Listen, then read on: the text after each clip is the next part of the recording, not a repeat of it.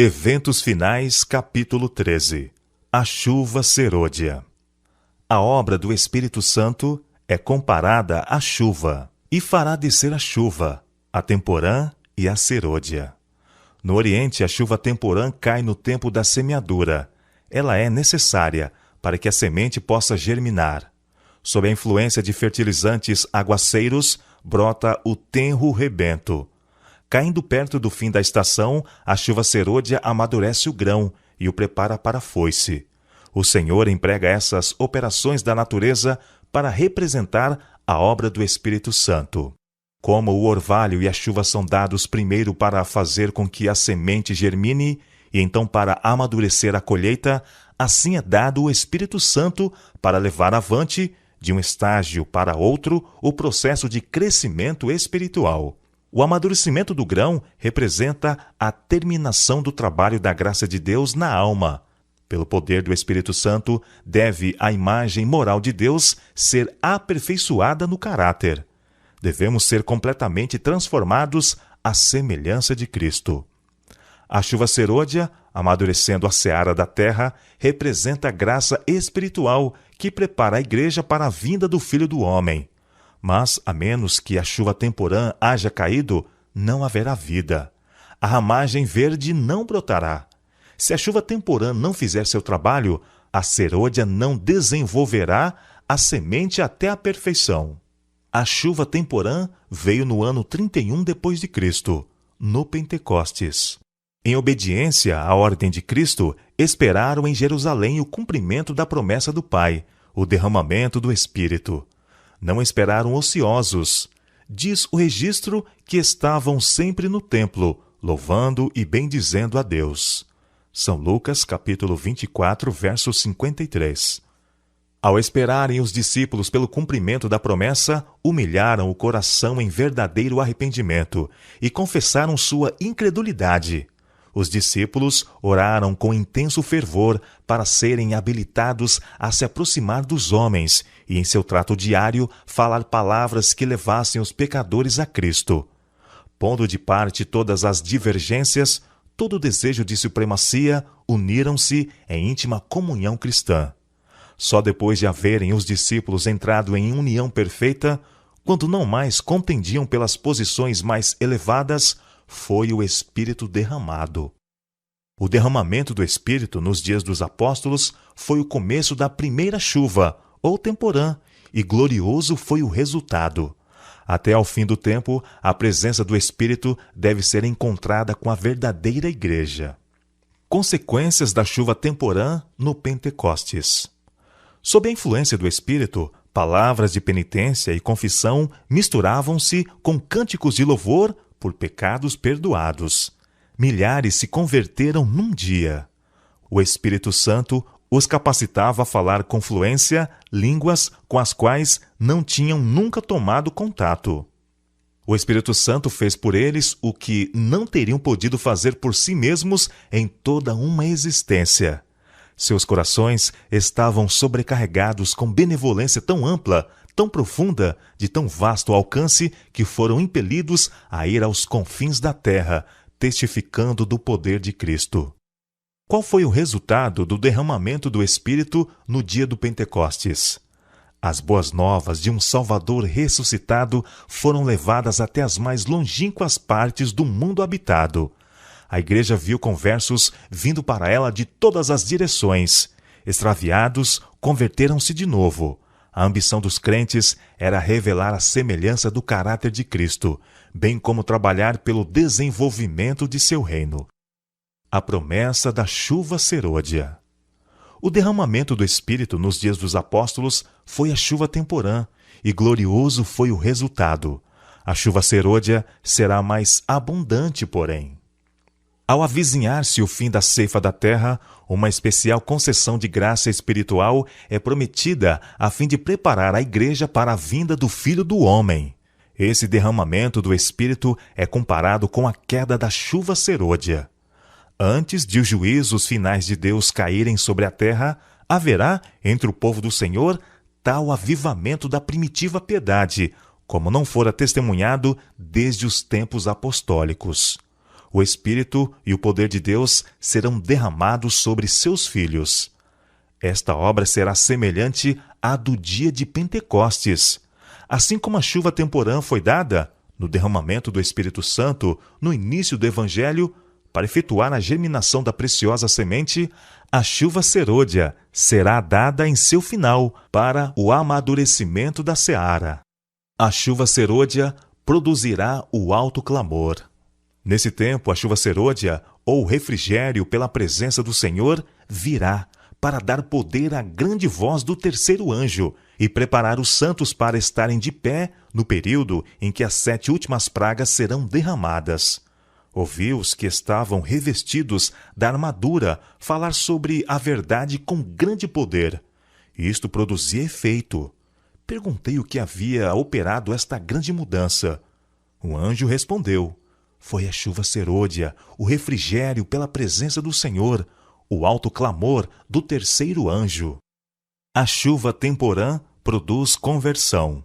A chuva serôdia desenvolve um caráter semelhante ao de Cristo. Em nenhum ponto de nossa experiência podemos nós dispensar a assistência daquilo que nos habilita a fazer justamente o começo. As bênçãos recebidas sob a chuva temporã são-nos necessárias até ao fim.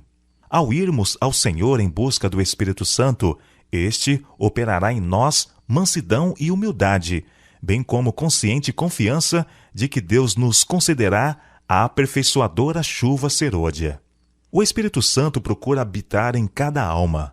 Caso seja ele bem-vindo como hóspede honrado, os que o receberem se tornarão completos em Cristo. A boa obra começada será terminada. Os pensamentos santos, as celestiais afeições e os atos semelhantes ao de Cristo tomarão o lugar dos pensamentos impuros, dos sentimentos perversos e dos atos obstinados. Podemos ter tido uma medida do Espírito de Deus, mas tanto pela oração como pela fé devemos buscar continuamente mais do Espírito. Nunca dá resultado cessarmos os nossos esforços. Se não progredirmos, se não nos colocarmos na atitude em que tanto possamos receber a chuva temporã como a serôdia, perderemos nossa alma e a responsabilidade jazerá à nossa porta. As convocações da igreja, como nas reuniões campais, as assembleias da igreja local e todas as ocasiões em que há trabalho pessoal em favor das almas, são oportunidades determinadas por Deus para dar tanto a chuva temporã como a serôdia. Quando o caminho estiver preparado para o Espírito de Deus, a bênção virá. Satanás não pode impedir uma chuva de bênção de cair sobre o povo de Deus, mais do que fechar as janelas do céu para que a chuva não caia sobre a terra. Devemos orar fervorosamente pela descida do Espírito Santo. Devemos orar tão fervorosamente pela descida do Espírito Santo como os discípulos oraram no dia de Pentecostes. Se eles precisaram disso naquele tempo, nós, hoje, mais ainda. A descida do Espírito Santo sobre a igreja é olhada como estando no futuro. É, porém, o privilégio da igreja tê-la agora. Buscai-a, orai por ela, crede nela. Precisamos tê-la e o céu espera para concedê-la. A medida do Espírito Santo que recebermos será proporcional à intensidade de nosso desejo. A fé exercida nesse sentido e o uso que fizermos da luz é do conhecimento que nos forem concedidos. Não estamos suficientemente dispostos a importunar o Senhor com nossas petições e a suplicar-lhe o dom do Espírito Santo. O Senhor quer que o importunemos a esse respeito. Deseja que apresentemos com insistência nossas petições ao trono. Precisamos humilhar o coração em verdadeiro arrependimento. Um reavivamento da verdadeira piedade entre nós, eis a maior e a mais urgente de todas as nossas necessidades. Importa haver diligente esforço para obter a bênção do Senhor, não porque Deus não esteja disposto a outorgá-la, mas porque nos encontramos carecidos de preparo para recebê-la. Nosso Pai Celeste está mais disposto a dar seu Espírito Santo àqueles que lhe o peçam do que pais terrenos o estão a dar boas dádivas a seus filhos. Cumpre-nos, porém, mediante confissão, humilhação, arrependimento e fervorosa oração, cumprir as condições estipuladas por Deus em sua promessa para conceder-nos sua bênção. Só podemos esperar um reavivamento em resposta à oração. Digo-vos que deve haver entre nós um reavivamento completo. Tem de haver um ministério convertido. Precisa haver confissões, arrependimento e conversões. Muitos que estão pregando a palavra necessitam da graça transformadora de Cristo no coração. Não devem permitir que coisa alguma os impeça de fazerem uma obra cabal e esmerada antes que seja para sempre demasiado tarde. A reforma deve acompanhar o reavivamento. Precisa haver um reavivamento e uma reforma sob a ministração do Espírito Santo. Reavivamento e reforma são duas coisas diversas. Reavivamento significa renovamento da vida espiritual, um avivamento das faculdades da mente e do coração, uma ressurreição da morte espiritual. Reforma significa uma reorganização, uma mudança nas ideias e teorias, hábitos e práticas. A reforma não trará o bom fruto da justiça, a menos que seja ligada com o reavivamento do Espírito. Reavivamento e reforma devem efetuar a obra que lhes é designada, e no realizá-la precisam fundir-se. Temos de deixar de lado toda contenda e dissensão. Quando os obreiros tiverem a presença permanente de Cristo em sua alma, quando estiver morto todo o egoísmo, quando não houver nenhuma rivalidade, nenhuma contenda pela supremacia, quando existir unidade, quando eles se santificarem de maneira que o amor de uns pelos outros seja visto e sentido, então os chuveiros da graça do Espírito Santo hão de vir tão seguramente sobre eles, como é certo que a promessa de Deus não faltará nem um jota ou um tio. Mas quando a obra de outros é diminuída, para que os obreiros mostrem a própria superioridade, eles demonstram que sua obra não apresenta a assinatura que devia. Deus não os pode abençoar. Para subsistirmos no grande dia do Senhor, com Cristo como nosso refúgio, nossa torre forte, temos de deixar de lado toda inveja, toda luta pela supremacia. Temos de destruir completamente as raízes dessas coisas profanas, para que não tornem a brotar na vida. Precisamos colocar-nos inteiramente ao lado do Senhor. Ponham de parte os cristãos toda a dissensão e entreguem-se a Deus para a salvação dos perdidos. Com fé, peçam a bênção prometida, e virá. Amai-vos uns aos outros. Cristianismo é a revelação do mais terno afeto de uns pelos outros. Cristo deve receber supremo amor dos seres que criou. E ele requer também que o homem nutra sagrada consideração por seus semelhantes. Toda alma salva, salvar-se-á por amor, o qual começa em Deus. A genuína conversão é uma mudança do egoísmo para a santificada afeição para com Deus e uns pelos outros. Os atributos que Deus mais aprecia são o amor e a pureza. Estes atributos devem ser acalentados por todo cristão.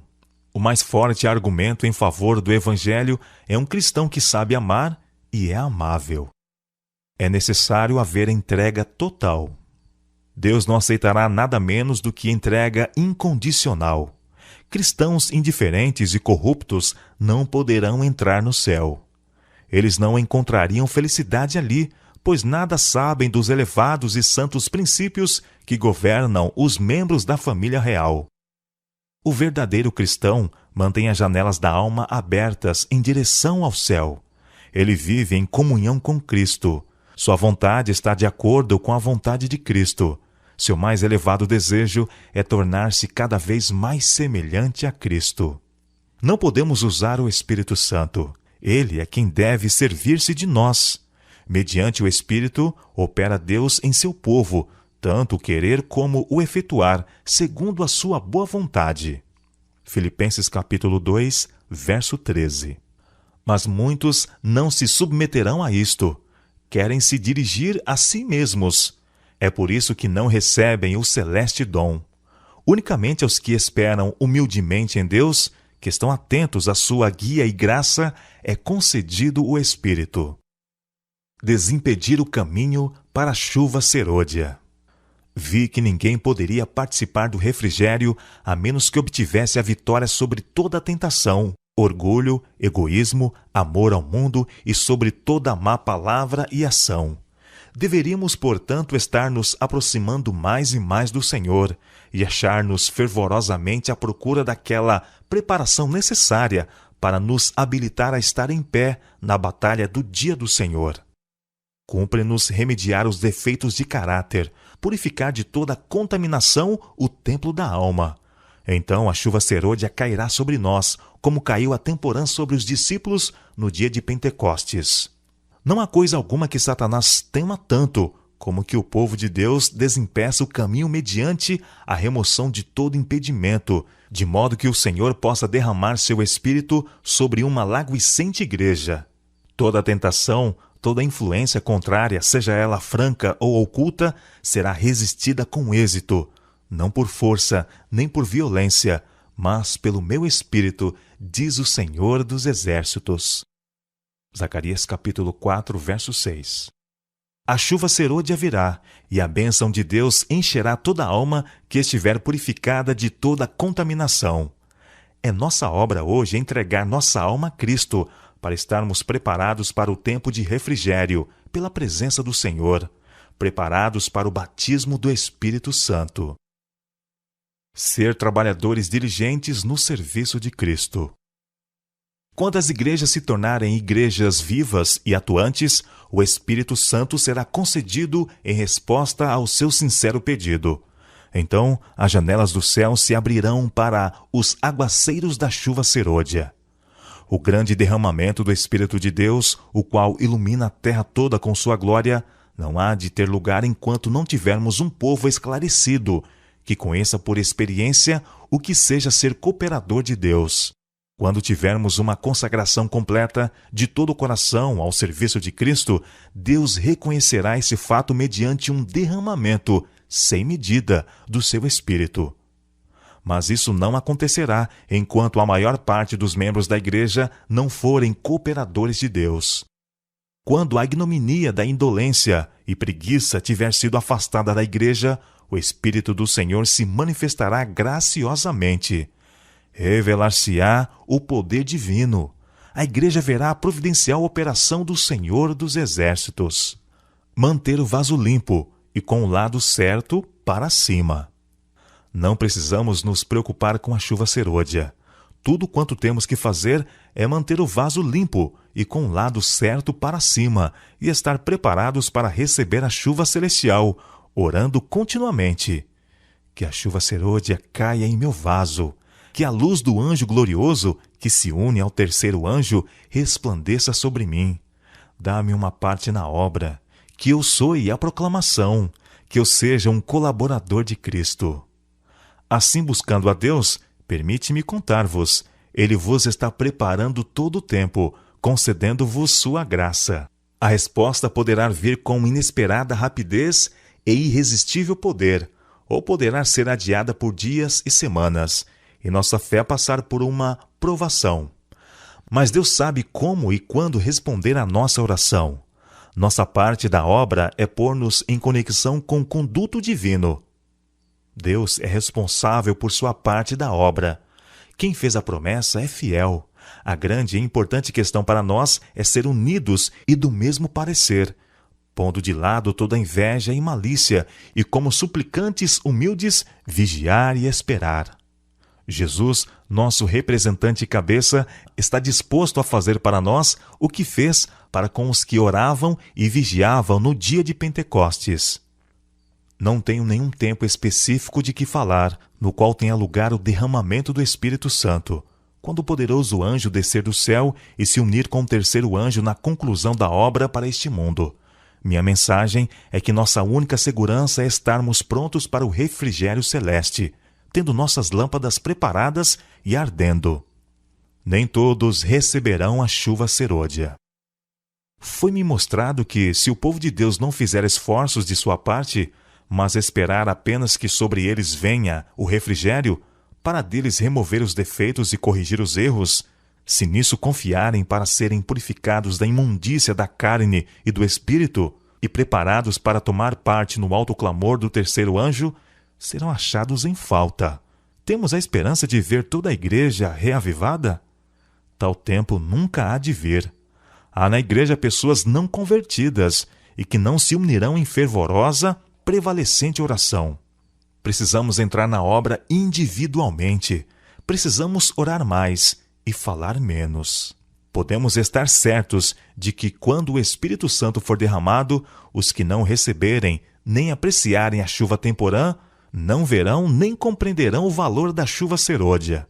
Só os que estiverem vivendo de acordo com a luz que têm recebido poderão receber maior luz. A não ser que nos estejamos desenvolvendo diariamente na exemplificação das ativas virtudes cristãs, não reconheceremos as manifestações do Espírito Santo na chuva serôdia. Pode ser que ela esteja sendo derramada nos corações ao nosso redor, mas nós não a discerniremos nem a receberemos. Aqueles que não fazem esforços decididos, mas esperam simplesmente que o Espírito Santo os force à ação, perecerão em trevas. Não vos deveis deixar estar tranquilamente, sem nada fazer na obra de Deus.